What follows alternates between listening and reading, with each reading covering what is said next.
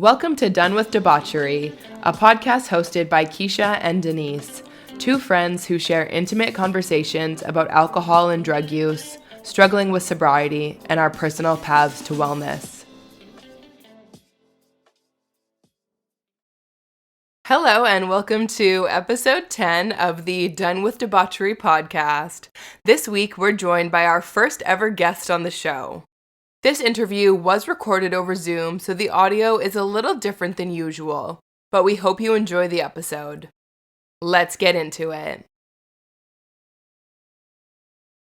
Hi, everyone. Welcome to another episode of the Done with Debauchery podcast.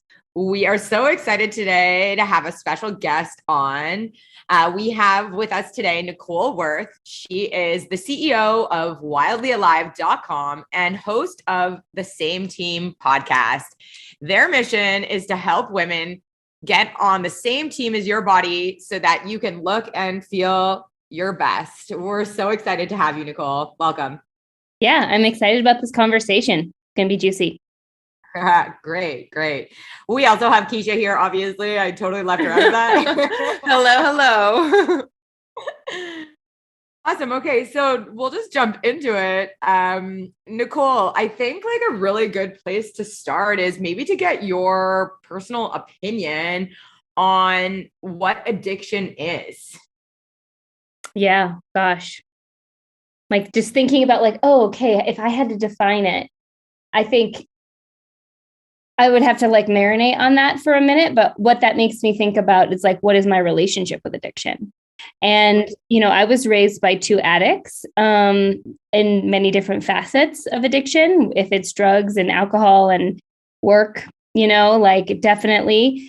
And so what I realized is that quickly became one of my own issues of addiction to, I was like the overachiever, you know, like they say with not AA, but children of alcoholics, that you can take on like a certain archetype. And I definitely took on an archetype of an overachiever. And so I kept myself incredibly busy to avoid the addiction within my home. And it was multi-layered, you know, and it kept on kind of rolling over. I was definitely just addicted to busyness right away. Like I had multiple jobs by the time I was 14.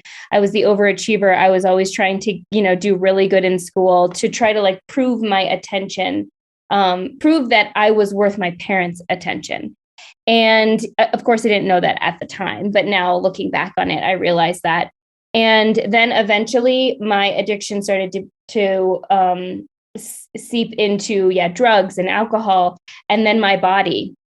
Very much my body and food and exercise. And that became a huge addiction that, you know, something that was born out of that was Wildly Alive, which is really beautiful. But even as I healed my relationship with my body and food, I still had to look at the underlying issue of addiction with busyness, with workaholism, with perfectionism, right? And so it's really multifaceted and really complex, which I'm excited to talk about this because I've definitely looked at my own addictions and how they've rolled over and where I continue to do that work, because it is something you have to constantly be aware of, I feel like. Yeah, I love everything you just said. And I can really relate to a lot of it. I think when a lot of people think of addiction, they immediately go to substances, but there are like addictive behaviors like overworking or overachieving that can be the same kind of bottomless pits of trying to like fill that we see with a lot of like, you know, traditional, more substance use addictions that people think of. And I love how also you've kind of like really outlined how addictions can like roll over from one thing to the other and even into aspects of our life that we traditionally would view as healthy, like fitness and food and, you know, just well-being overall. Like that in and of itself can become its own kind of addictive behavior. Yeah. And that's where I feel like many people get turned off by the health and fitness industry because what we see is this like swing, you know, like, and so that was me. Like I wasn't raised healthy. I, you know, could eat a Big Mac in under a minute. Like I was like, you know, I was not like a healthy person and exercise and do any of that. didn't really know what a vegetable was.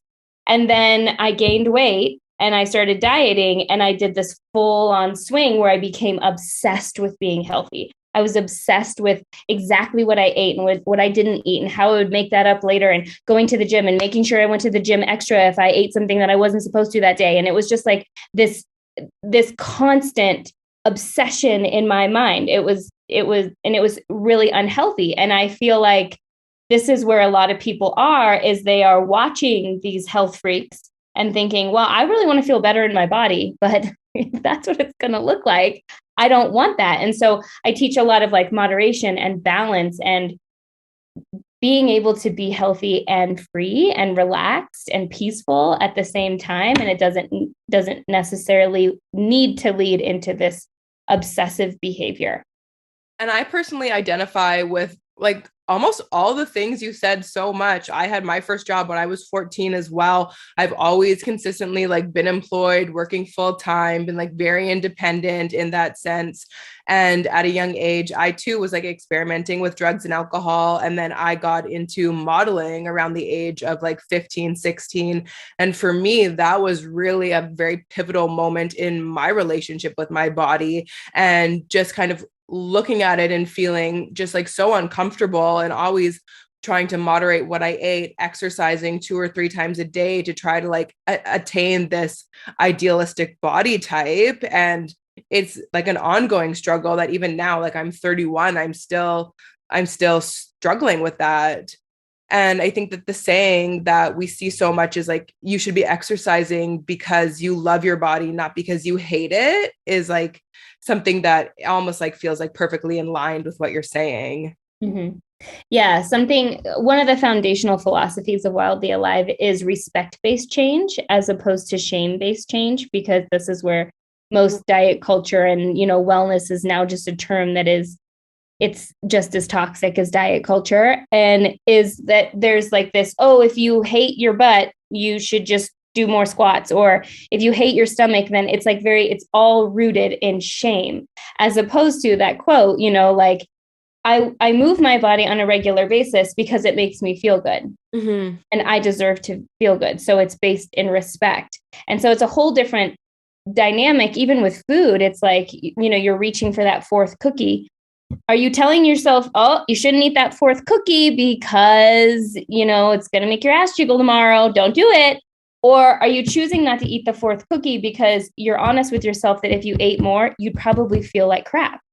Right. And so it's like, it's a whole different conversation around your body, and yes, being healthy, but from a place of respect, not from a place of manipulation of your body. When I was in modeling, the woman who ran the agency, her like favorite saying was once on the lips, twice on the hips. And like that, it's so bad. And at the time, like I was underage, and yeah, it's like, instead of like acknowledging that, like, actually I am going to feel tired, I'm going to feel gross in my body from indulging in these foods, like the reasoning behind trying to control the behavior is another toxic reason. Right. Yeah, absolutely. So yeah, it's very, in terms of addiction, I feel like health. I think so many people within the health industry are lost in disordered eating and disordered exercising that they don't even see it. And that was me. I was a personal trainer. And so I was teaching this stuff, like I was giving out blueprint plans and I was telling them to eat the diet bars and the diet shakes. And I thought that's just what you needed to do to be healthy. Like I didn't know that there was a better way until I had done it long enough and I was tired. And my last straw was I got a breast augmentation, and I did it for all the wrong reasons. And I came out of the surgery thinking, okay, you have no reason to be unhappy with your body now. And a few weeks after surgery, I was trying everything on in my closet and everything made me look fat. And I was like, what? Like this, okay, this is obviously a deeper issue here. Like it was very clear. It was like, I just went under the knife to get rid of this perpetuating thought that you need to be more perfect and you need to look better or whatever. And I was like, and I did it. And I was still just like, still felt fat.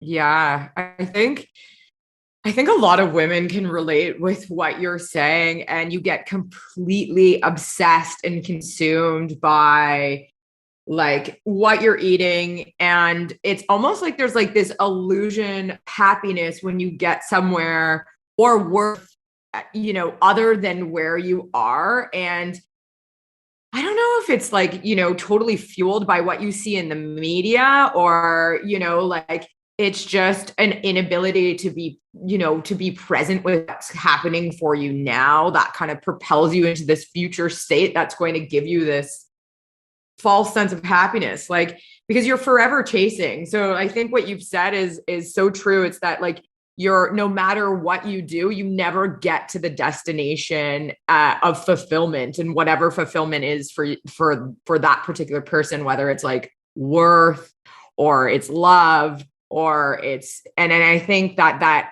we're tricked into thinking that's like, that comes in the form of a size 0 or a size 2 or whatever that body is that you think if you achieve, Mm-hmm. Yeah. Yeah, it's speaking to a lot of like perfectionistic kind of mentality, which, I always explain as an insatiable appetite for more. And then no matter where, like you'll reach a goal, right?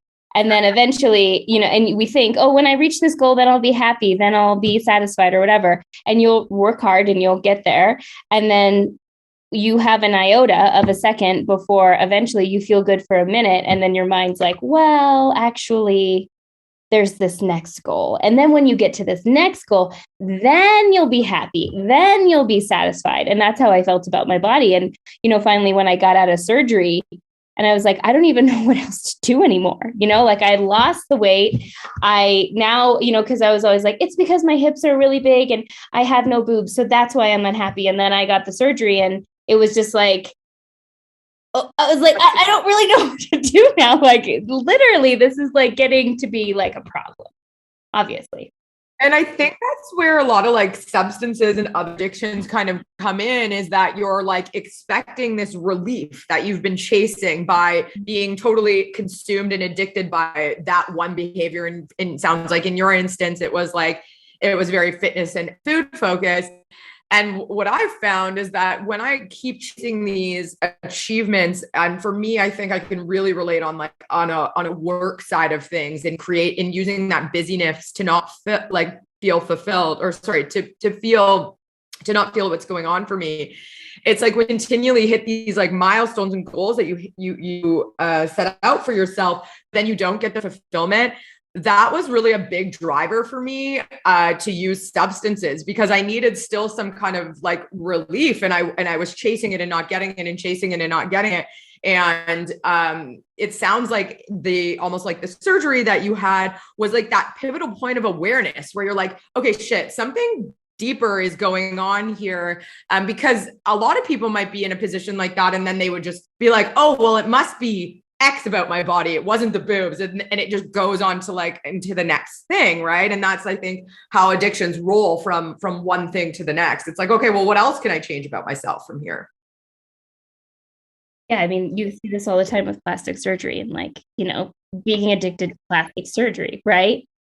Well, and it's just, I was thinking about this because my addiction, after I healed my relationship with food and my body, it became work, it became ambition, and again, like, I feel like addictive behaviors, there's usually multiple going on at one time.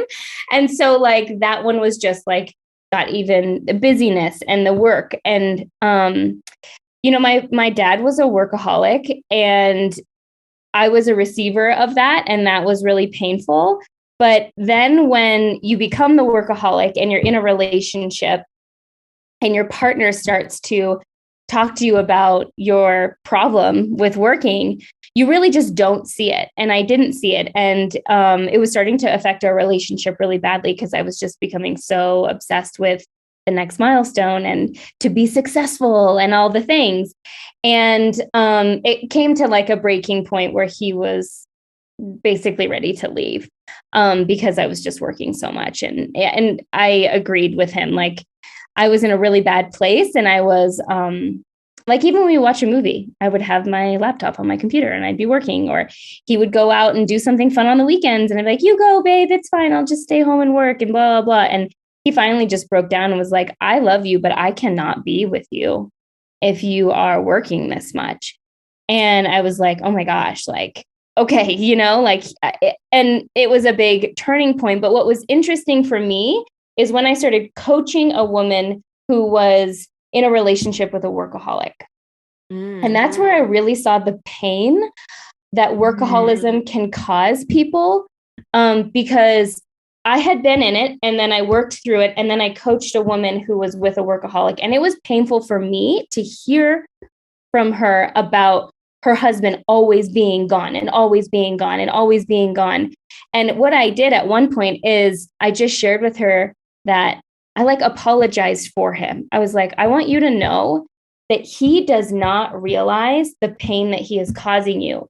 And as somebody who has been affected by, drugs and alcohol addiction myself, I see that as intense of a statement this could be, is workaholism could maybe even be more hurtful than, a substance abuse problem, because I think we can easily say, well, the way that I justified it was I told myself that my parents are sick.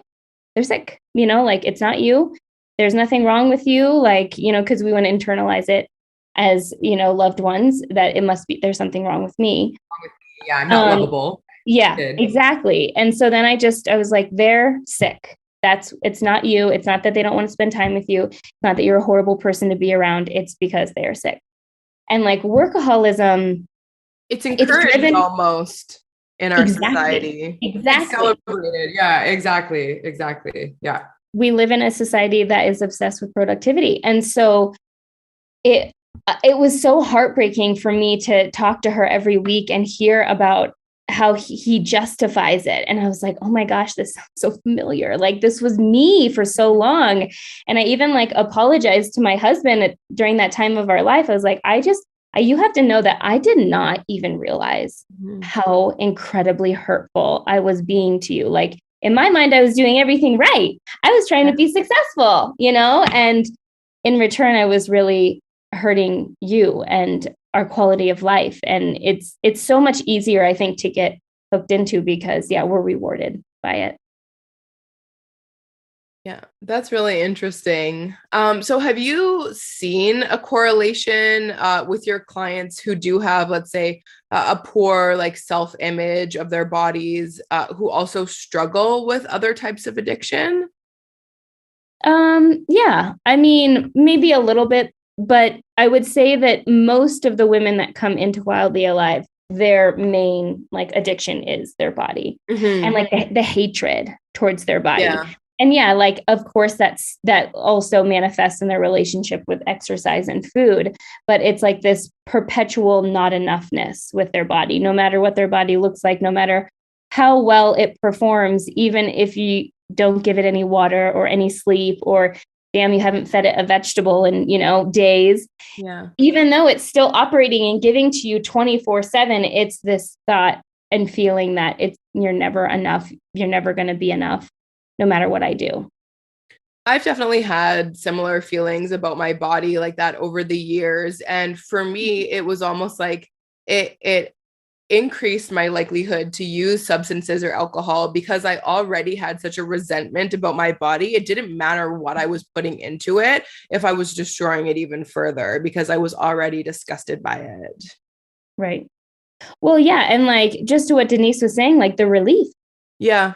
Because it's so, I mean, I'm not saying every single woman who comes in, it was as deep as I was, but I was thinking about food or exercise or my body at least every minute, it was disordered eating. It was disordered exercising. I had body dysmorphia. I was thinking about it all the freaking time. If I could go 5 to 10 minutes without thinking about it, that was a good day.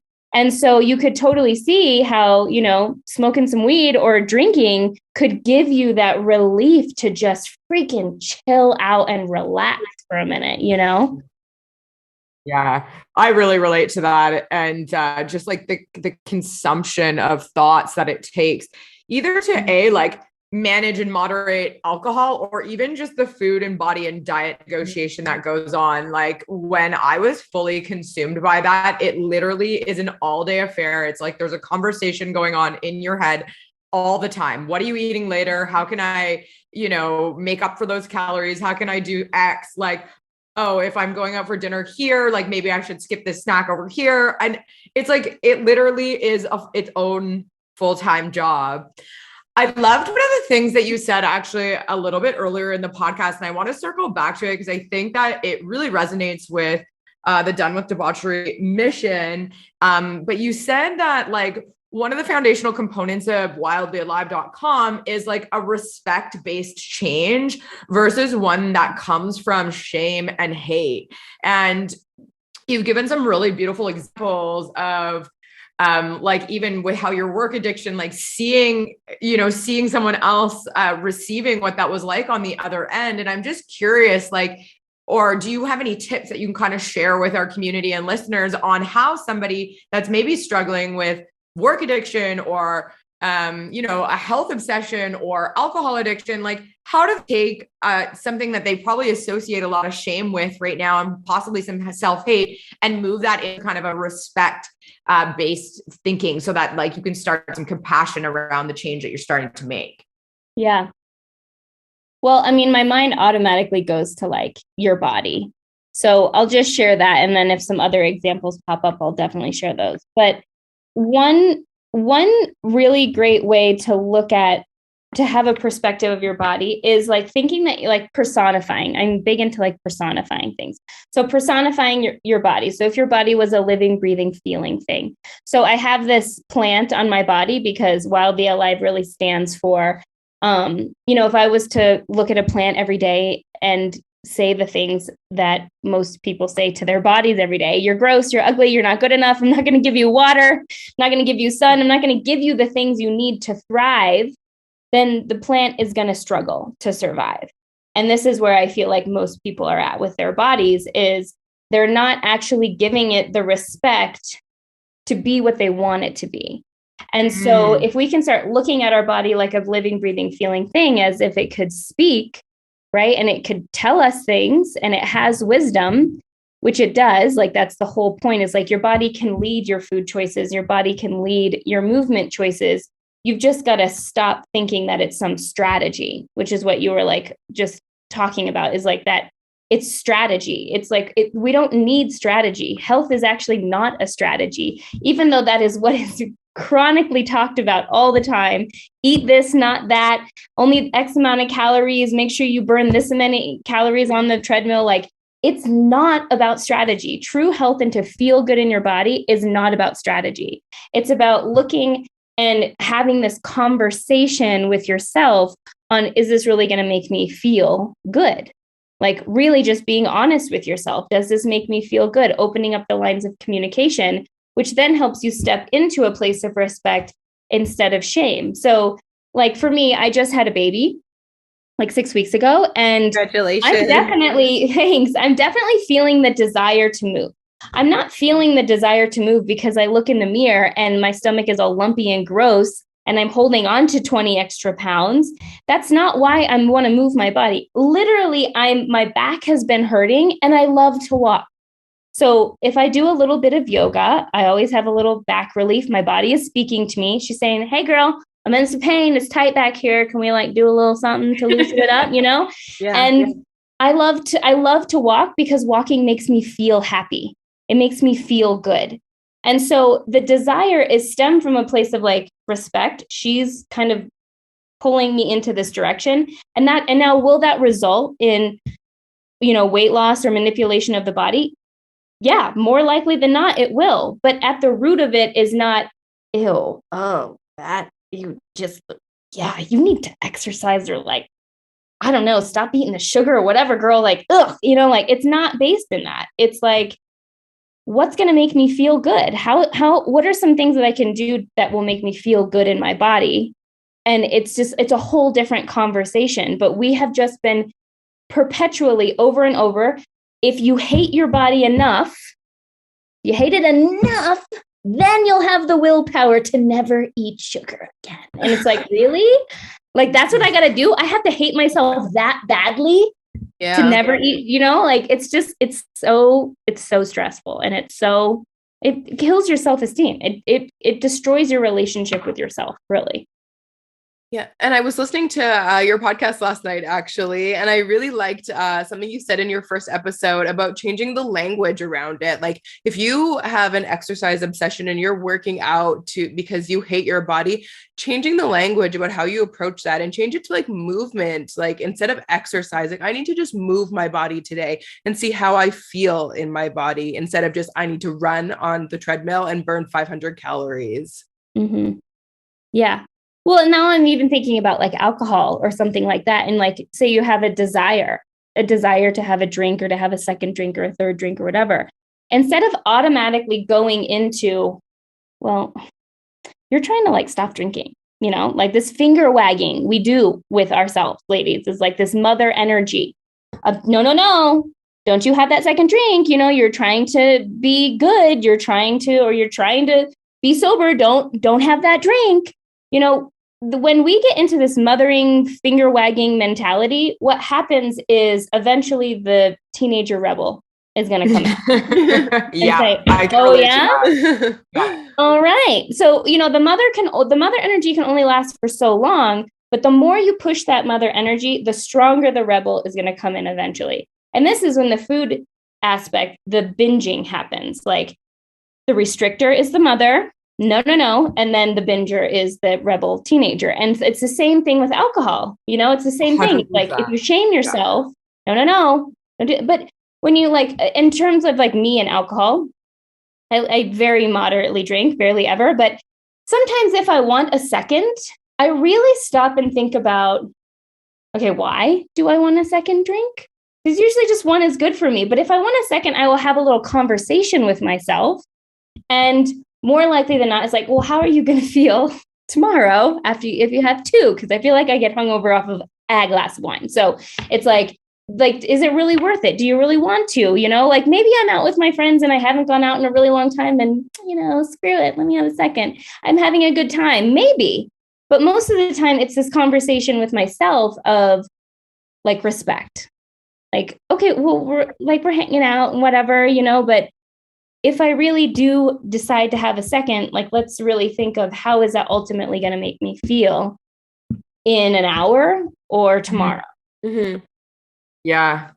I really relate to the mother rebel archetypes that you just mentioned. And I think that for a lot of times, like even when because I feel like for me, it's very difficult to just have one drink. And if I'm like white knuckling that mother energy from like a shame perspective of don't do it. You've set this rule. Like, and if I go above and beyond it, there's like a shame component that I'm always trying to bring in to like motivate myself that I need from there to change instead of bringing in that loving, compassionate energy of like who it is that I'm trying to become.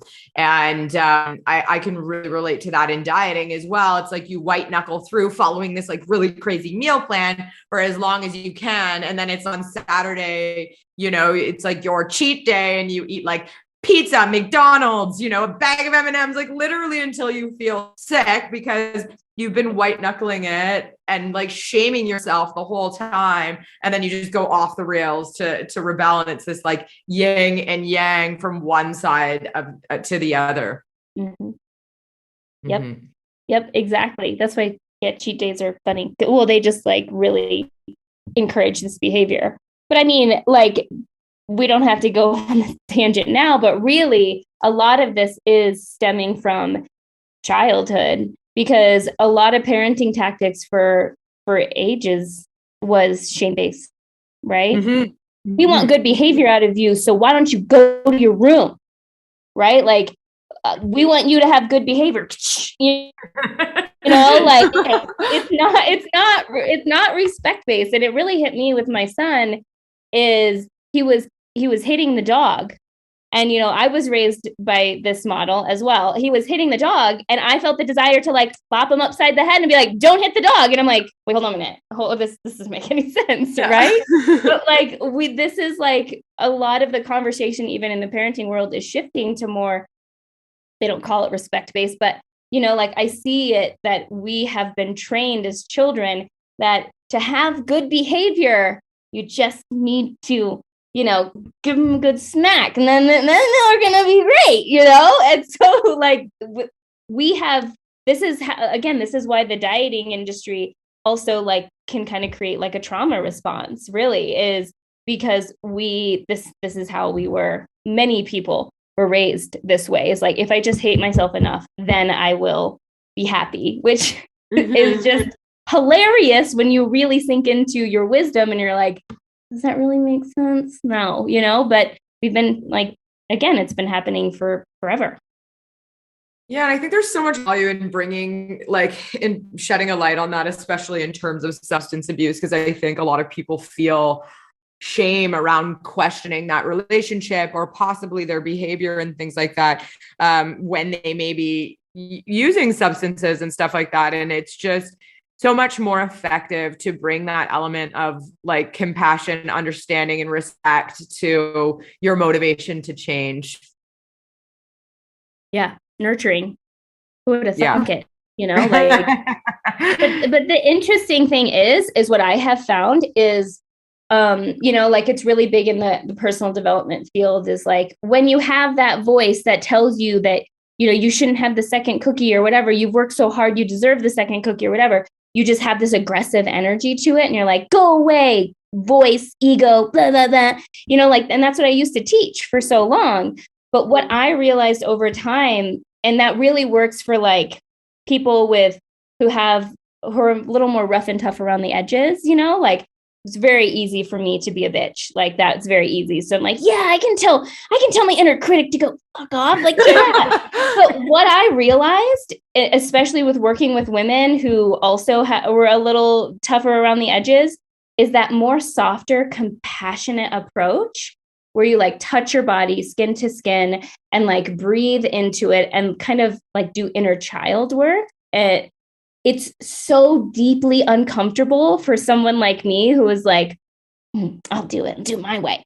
It was so uncomfortable, but it's so transformative. Like that can shift a behavior so much faster than just, the mentality. And it's uncomfortable. And that's what I say to a lot of women. I'm like, look, if you're craving that third cookie, like take a deep breath, put your hand on your body so you can connect with her and ask yourself, is this something you really desire? Like, is this about something deeper? Or do you really just desire a third cookie? Because that's okay. But like, just really create some inquiry in a conversation. And it's usually like, oh, I'm just really stressed out. I just had a really bad day. And I thought maybe cookies would make it feel better. Usually the wisdom will come through. And so the nurturing approach, though it's unconventional, becoming more conventional, but though it's unconventional and it's uncomfortable, especially if, you got a little sass to you, it can really shift a behavior really quickly.